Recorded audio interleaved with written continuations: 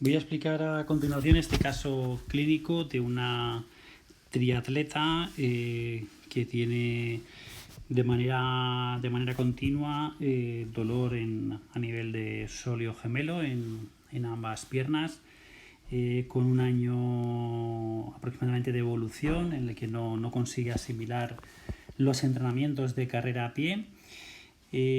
Cuando viene a realizar el estudio, pues ya ha recibido en varias ocasiones sesiones de fisioterapia a través de punción seca, a través de trabajo de descarga de gemelo sóleo, pero en el momento que ha empezado de nuevo a entrenar de manera habitual, otra vez ha recaído en esa sobrecarga que le impide el poder asimilar los entrenamientos. Por lo tanto, es un caso bastante típico, bastante habitual en el ámbito del triatlón o de la carrera a pie, y voy a explicar exactamente por qué se produce este tipo de problemática y cómo a partir de la readaptación de carrera, a partir del gear training, se puede conseguir minimizar ese trabajo extra que están realizando los grupos musculares y que por la mecánica propia de correr habitual pues genera este tipo de problemas.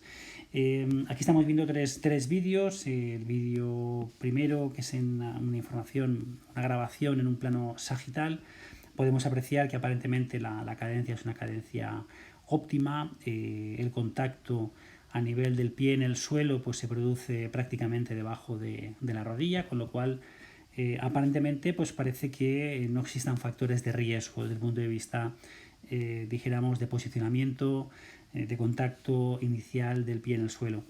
En el segundo vídeo, que es el plano frontal, pues lo que podemos observar es una cinemática muy típica en mujeres en cuanto a ese incremento de la aducción a nivel de los fémures, ligera rotación interna a nivel del fémur, a nivel de la cadera, en la fase de apoyo, ligera abducción de ese ángulo de la rodilla en esa fase de apoyo, tendencia de las puntas de los pies hacia afuera.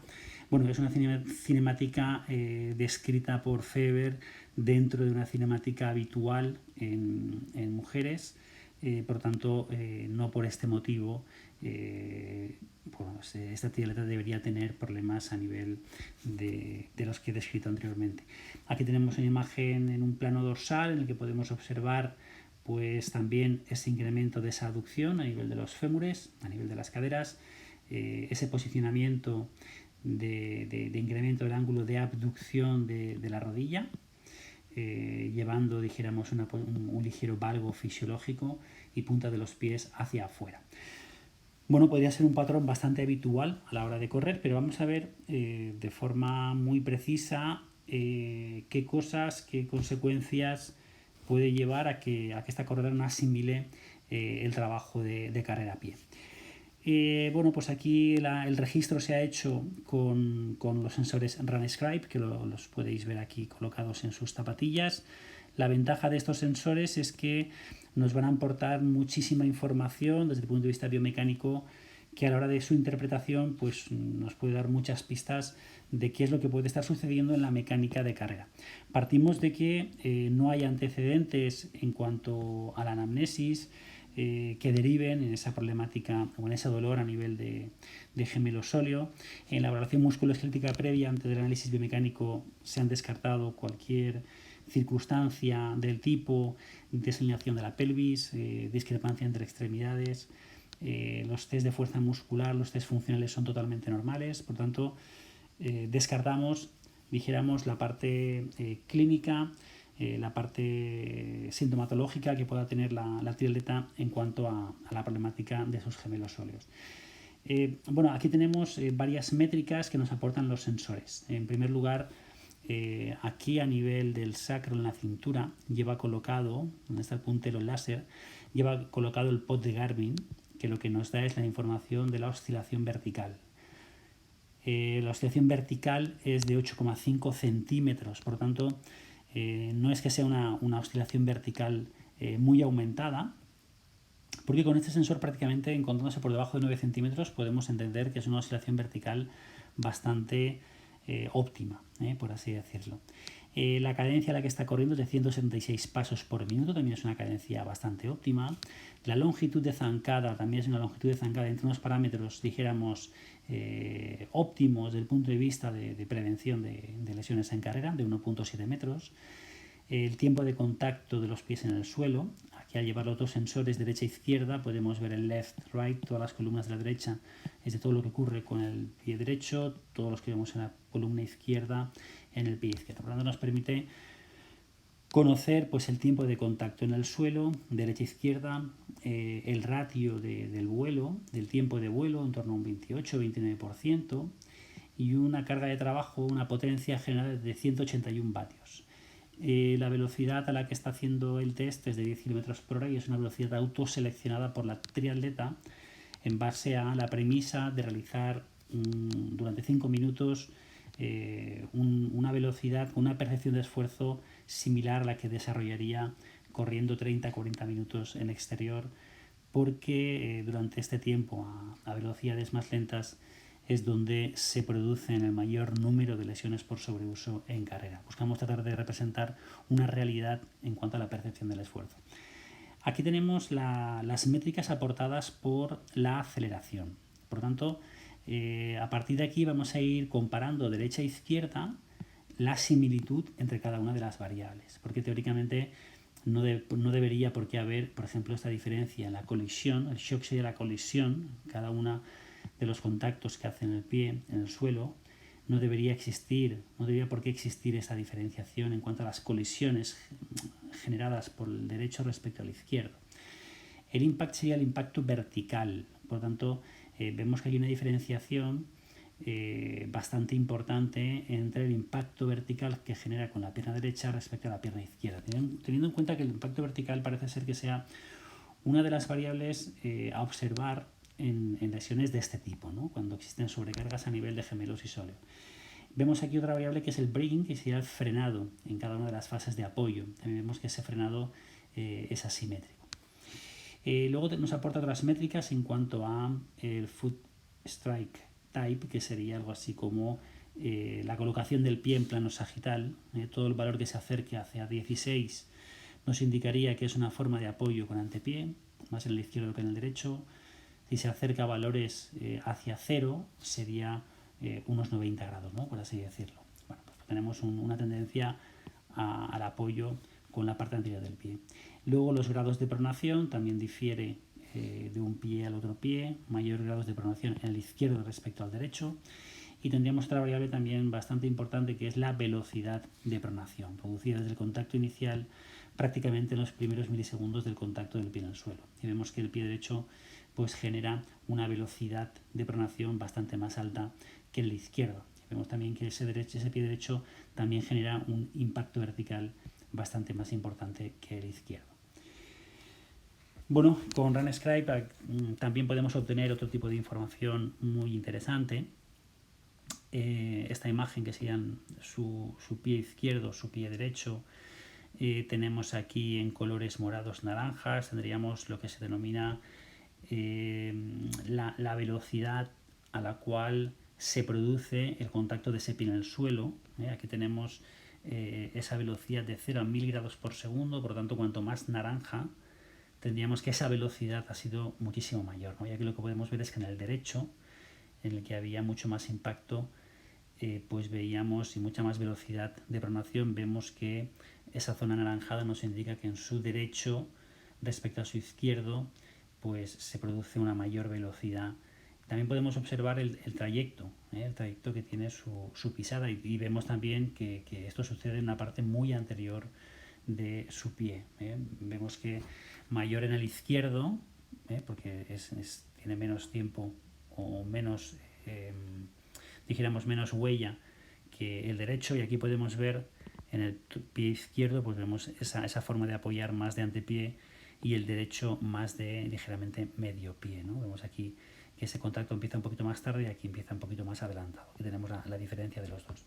Bueno, es una información visual que de una forma diagnóstica pues nos permite conocer la forma en la que esta persona pues está corriendo, ¿no? Bueno, pues aquí tenemos también en esa valoración inicial la información de la actividad electromiográfica. se han registrado los dos gemelos, derecho e izquierdo, de las piernas derecha e izquierda. Se han registrado los sóleos de las dos piernas. Se han registrado los peroneos largos, porque también son músculos importantes en la capacidad de absorción de carga. Y se ha registrado el tibial anterior, derecha e izquierda. Por tanto, aquí en estas gráficas lo que tenemos es de color verde, sería el trayecto de lo que sucede en la extremidad derecha, rojo lo que sucede en la extremidad izquierda. Por ejemplo, si atendemos al gemelo derecho, lo que observamos es que aquí hay un nivel de intensidad en el eje vertical expresado en microvoltios, pues que aquí hay menos actividad electromiográfica que, por ejemplo, aquí. ¿De acuerdo? Entonces aquí tendríamos que del 0 al 100% se produce una zancada. De manera que si tenemos en cuenta que del 0 al 20% sería el instante en el que se produciría la fase del apoyo, del primer apoyo, dijéramos, del derecho. Desde aquí hasta la primera línea roja, la línea roja sería el contacto inicial del pie izquierdo. ¿De acuerdo? Por tanto, vemos que aquí se produciría una fase de primer vuelo. Una fase de primer vuelo hasta que se produciera el contacto del pie izquierdo. Aquí estaría el pie izquierdo en contacto. Recordemos que esto es la medición del gemelo derecho constantemente en toda la zancada. Aquí se produciría el despegue del pie izquierdo y aquí tendríamos la segunda fase de vuelo. Por tanto, lo que podemos observar es que en toda la medición inicial, en gemelos, sóleos y peroneos, vemos que en la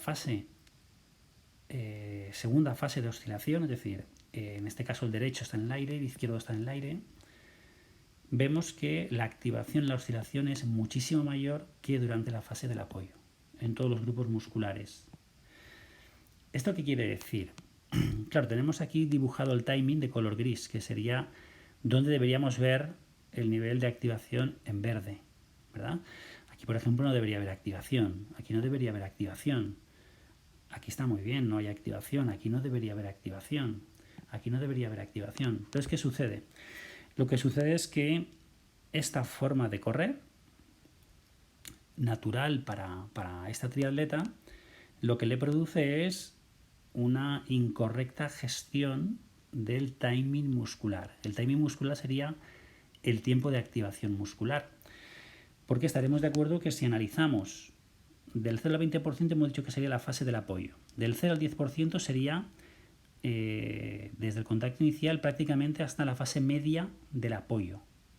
Claro, desde el 0 hasta la fase media del apoyo es donde se va a producir la máxima capacidad de absorción, de acumulación de energía elástica, energía potencial, para a partir de esa mitad fase de apoyo producir lo que se produce liberación de esa energía a través de un fenómeno denominado stiffness.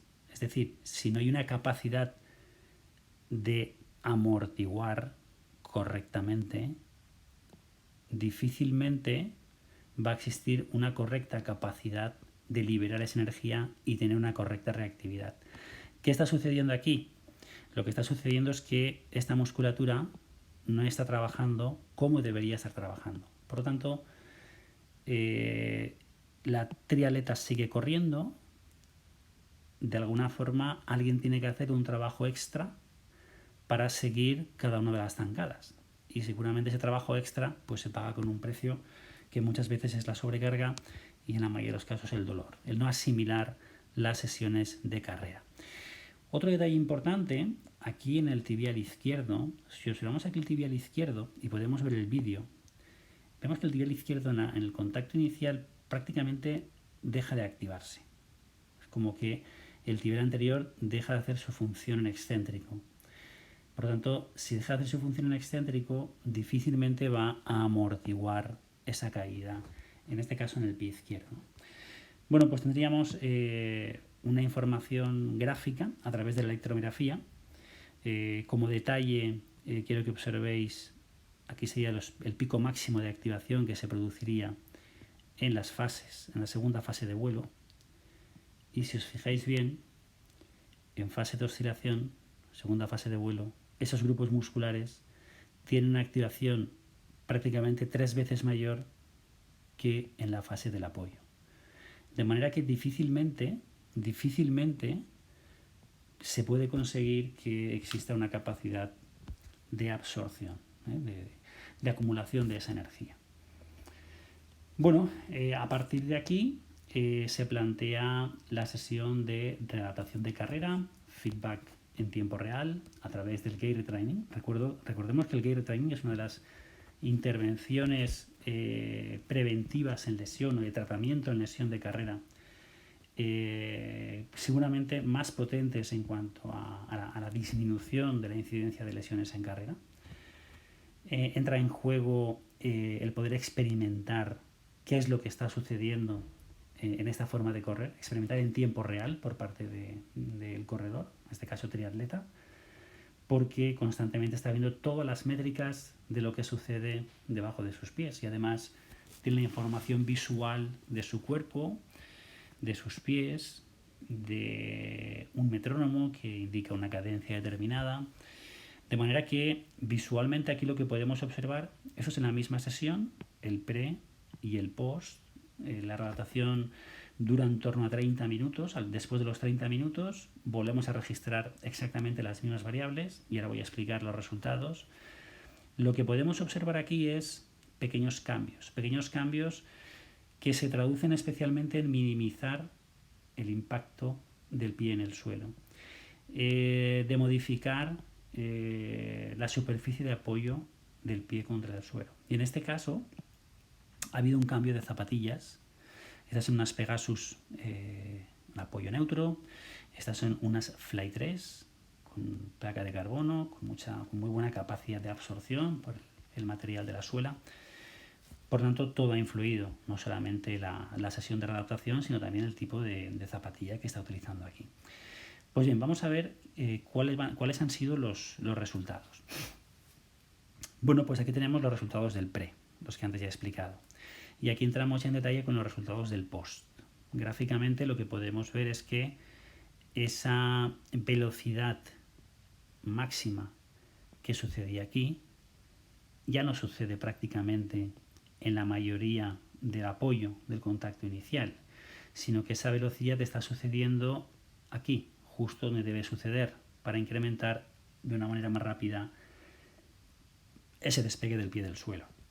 Otra de las cosas interesantes que observamos es que, corriendo a la misma velocidad, 10 km por hora, ha conseguido normalizar de alguna forma el tipo de apoyo, buscando un apoyo un poquito más plano, como podemos ver aquí en los vídeos, ¿no? Bueno, esto desde el punto de vista visual. Vamos a ver desde el punto de vista objetivo, numérico, qué cambios se han producido. Aquí tendríamos la información del pre, información del post.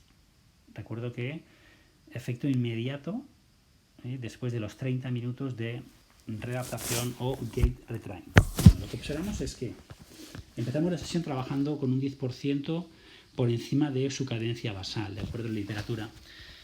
Pero poco a poco vamos trabajando de acuerdo a una cadencia que le permita mantener una menor oscilación vertical, pero al final sobre todo encuentre cierta fluidez en la forma de correr. Por tanto, incremento de la cadencia, 180 pasos por minuto, reducción casi de 1 centímetro del desplazamiento vertical. Esto es muy importante. Corriendo a la misma velocidad, reducimos la longitud de la zancada ligeramente. Con más cadencia, menos reducción de longitud de zancada, la misma velocidad es la que está manteniendo en la readaptación. Ligeramente se incrementa el tiempo de apoyo, porque este apoyo buscamos que partiese un poquito más de la parte media del pie, no tan anterior como en el pre. Es bastante habitual que en estos casos a la misma velocidad se reduzca el tiempo del vuelo. Es bastante común. Pero hay un dato muy interesante y es este. Se reduce prácticamente en un 9% la potencia. Corriendo a la misma velocidad, correr con un 9% menos de potencia significa que se está generando menos trabajo. Por tanto, esto ya es un signo de eficiencia en carrera. Mejora de la eficiencia en carrera porque hay una mejora de las dinámicas de carrera.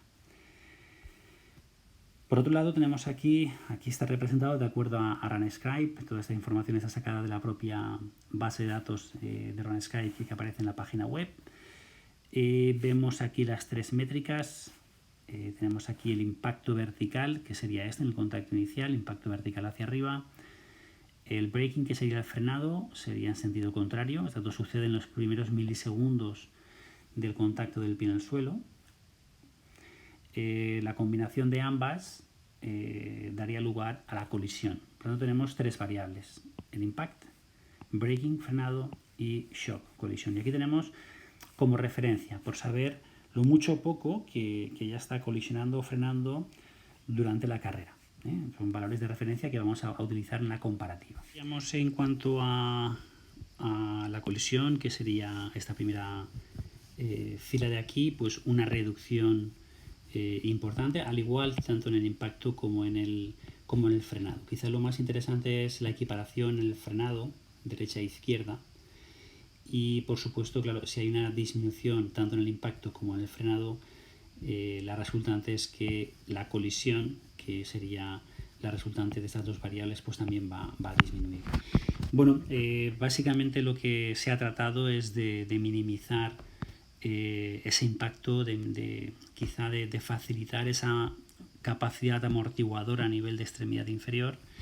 Y esto pasa porque, pese a mantener una cadencia más elevada, vemos aquí, por ejemplo, que el tiempo desde la máxima oscilación hasta el FS, que sería el foot strike, que sería el contacto inicial, pues diríamos que desde aquí hasta aquí, podemos ver en el vídeo que es como ligeramente más lenta que en el pre, ¿no? Si comparamos esa información. Objetivamente tendríamos aquí en milisegundos, vemos que tarda más en realizar esa fase que en el pre. Lo mismo sucede desde que se produce el contacto del pie, que sería el foot strike, hasta la máxima velocidad de pronación, que esto sucede en los primeros milisegundos del apoyo. Vemos que ese tiempo, estamos hablando de 18 milisegundos, ese tiempo ligeramente es mayor que lo que sucedía en el pre. Y del mismo modo, desde esa máxima velocidad de pronación que tendríamos aquí hasta la máxima pronación que tendríamos en la fase media del apoyo, que sería cuando las dos rodillas se superponen aquí en la fase media del apoyo. Por lo tanto, veríamos también que ese tiempo pues también es mayor, ¿no?, respecto aquí. De modo que visualmente lo que podemos apreciar es que hay un tipo de carrera como más suavizada, ¿no?, con menos impacto, como vemos aquí en este vídeo. Bueno, pues numéricamente la traducción en números la tenemos aquí en las tablas. Vemos aquí también la información que nos aporta los sensores de RunScribe en cuanto a cómo se gestiona el apoyo. Veíamos que en el pre había una discrepancia, en el post pues se trata de igualar un poco más esos apoyos, ¿no? Vemos que esos grados pues han disminuido, ¿no? Esos grados han disminuido y lo que buscan es más un apoyo plano. Recordemos que el objetivo principal es que el apoyo, en vez de estar tan localizado en la parte anterior, estuviese localizado más hacia una parte más centrada, ¿no?, del apoyo, e incluso que esa mejora se produciese de forma bilateral. Bueno, aquí tenemos un vídeo frontal y lo que podemos observar es el comportamiento en cuanto a la pronación, la velocidad de pronación que produce esa forma de correr. Bueno, pues aquí vemos que en grados de pronación, que sería esta variable que pone pronation excursion, sería la disminución que aquí se ha producido en cuanto a los grados de pronación. Y luego otra variable muy importante es sobre todo lo que ha ocurrido en los grados, en la velocidad de pronación. Vemos que aquí en el pie derecho respecto al izquierdo, en grados por segundo hay mucha diferencia, ¿no? Y vemos que en el post, tanto izquierda como derecha, pues se han igualado muchísimo más, ¿no? Por tanto, el disminuir esa velocidad de pronación, el igualar esa velocidad de pronación entre derecha e izquierda, al igual que sucedía en las variables anteriores relacionadas con el frenado, pues bueno, son indicativos bastante importantes a tener en cuenta en cuanto a formas de correr más simétricas, ¿no? No existiendo ninguna asimetría en la relación clínica, pues no debería por qué existir tanta diferencia en esos frenados, en esos apoyos derecha e izquierda, ¿no? Bueno, pues tendríamos aquí otra de las variables interesantes que aporta RunScribe, y es lo relacionado con la fuerza de reacción del suelo, lo que se denomina la GRF, la Ground Reaction Force, y aquí viene expresada con el Peak Vertical GRF, que sería el pico de fuerza vertical, que vendría representado hasta aquí. Gráficamente, aquí he representado uno de los dos pies, el derecho, en el pre y en el post. Y bueno, pues esta cantidad de fuerza, esto sería la fase del apoyo, esta cantidad de fuerza viene relativizada al peso corporal. Si por ejemplo la persona pesa 50 kilos, pues hasta aquí se hace una fuerza de 50 kilos, aquí 2 veces 100 kilos, 3 veces, 4 veces, ¿de acuerdo? Que sería 200 kilos, ¿vale? Entonces, lo que podemos observar es que en el post lo que se ha producido es una disminución de la fuerza, del pico de fuerza de reacción del suelo. Y esto lo tenemos aquí, numéricamente lo tenemos aquí, una disminución en pie derecho, pie izquierdo, respecto al pre. Y gráficamente lo tenemos aquí. Recordemos que se está corriendo a la misma velocidad. Y aquí lo que se necesita es menos carga, menos potencia, menos trabajo que en el pre. Por eso es un término de eficiencia. Son formas de hacer lectura a partir de las variables que aporta RunScribe para determinar la eficiencia en carrera.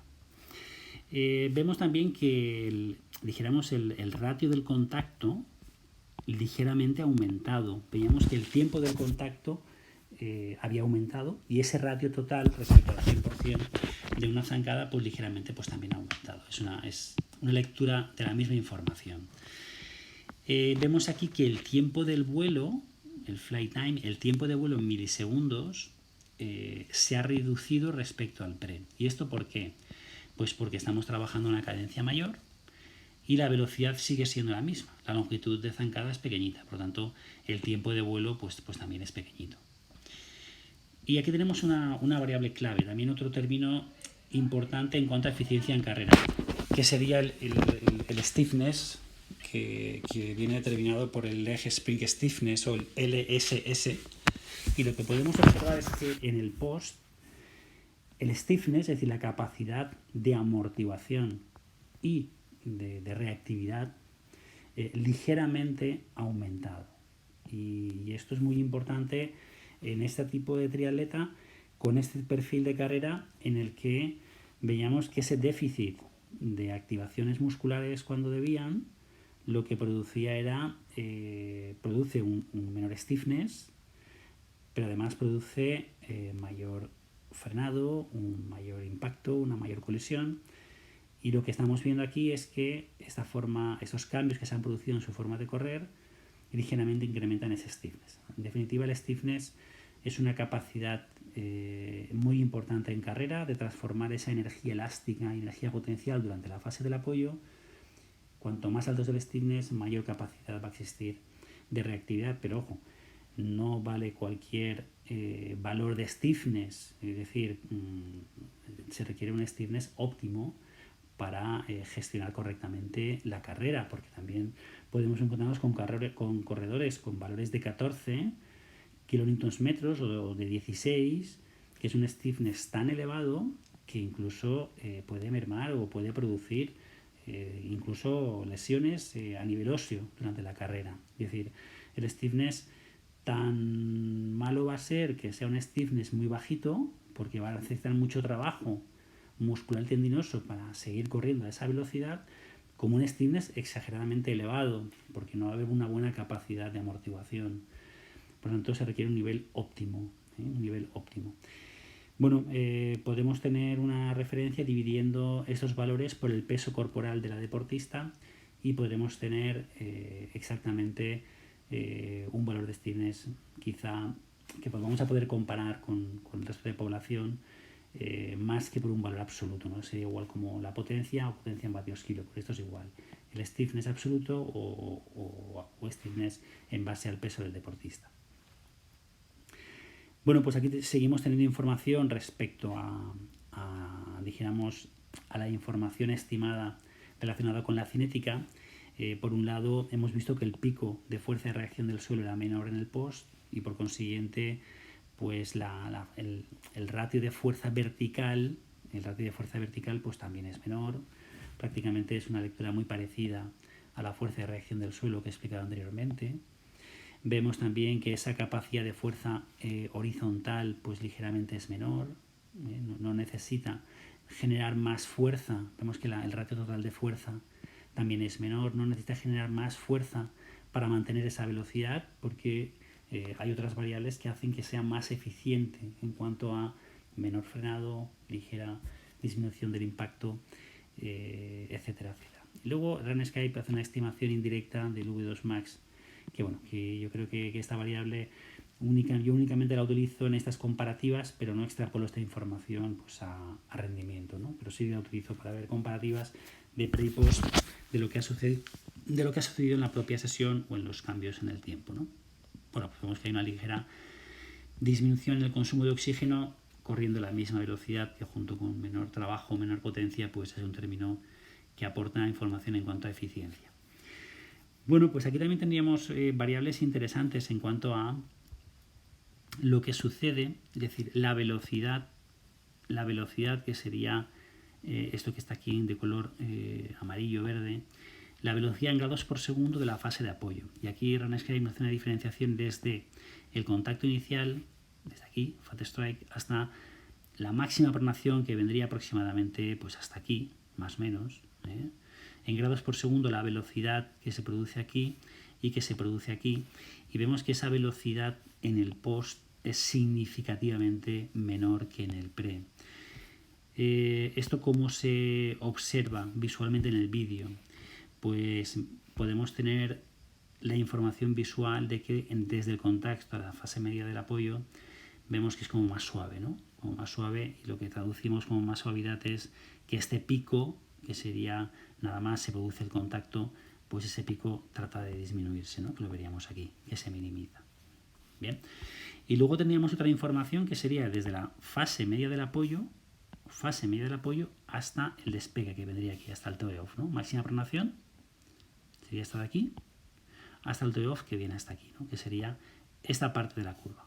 Esta parte de la curva en grados por segundo pues no ha diferido tanto del pre, pero lo que sí que ha hecho ha sido igualar derecha e izquierda. Bueno, tendríamos aquí quizá la clave de lo que ha sucedido biomecánicamente, ¿no? La consecuencia desde el punto de vista mecánico. Bueno, pues al trabajar con esa cadencia, al trabajar con el feedback visual, el incidir sobre un contacto del pie más retrasado, no tan localizado en la parte anterior, lo que ha producido en el post es mejorar de forma significativa la activación muscular exactamente en la fase, desde el contacto inicial hasta la fase media del apoyo. Y esto ha sucedido tanto en los gemelos, como podemos ver aquí en las gráficas, en los sóleos, como también ha sucedido en los peroneos, en derecho e izquierdo. Y otro detalle importante es que los dos tibiales anteriores, especialmente el izquierdo, han mejorado su capacidad excéntrica en el contacto inicial. Por tanto, si observamos estas gráficas de electromiografía, lo que podemos entender es que la importancia de generar cambios biomecánicos o cambios mecánicos en el corredor, lo que va a ser producir cambios a nivel neuromuscular, hasta el punto de que se modifique los tiempos de activación. Prácticamente no, lo que se ha hecho ha sido trabajar a partir de la biomecánica, o sea, trabajar a partir de aquellas variables que hacen que corra de una forma distinta para conseguir incrementar su capacidad de stiffness, su capacidad de amortiguación durante esta fase del apoyo. Y lo mismo sucede no solamente con gemelos y sóleo, sino con también los otros músculos que se han explorado. ¿Y esto qué quiere decir? Pues quiere decir que seguramente una de las claves en estos problemas de dolor, de sobrecarga recidivante, estamos viendo a una atleta que lleva más de un año encadenando dolores, sobrecargas en gemelos en sóleo, recibiendo tratamiento de fisioterapia a través de punción seca, trabajo de descarga, y de forma reiterante otra vez aparece la misma problemática. Es decir, qué importante es tratar de buscar las causas principales del por qué están produciendo ese tipo de sintomatología y actuar sobre el propio movimiento, actuar sobre la propia mecánica de la carrera para tratar de comprobar si realmente estos cambios son los que ayudan a mejorar esa capacidad de absorción y de reactividad en el caso de esta triatleta.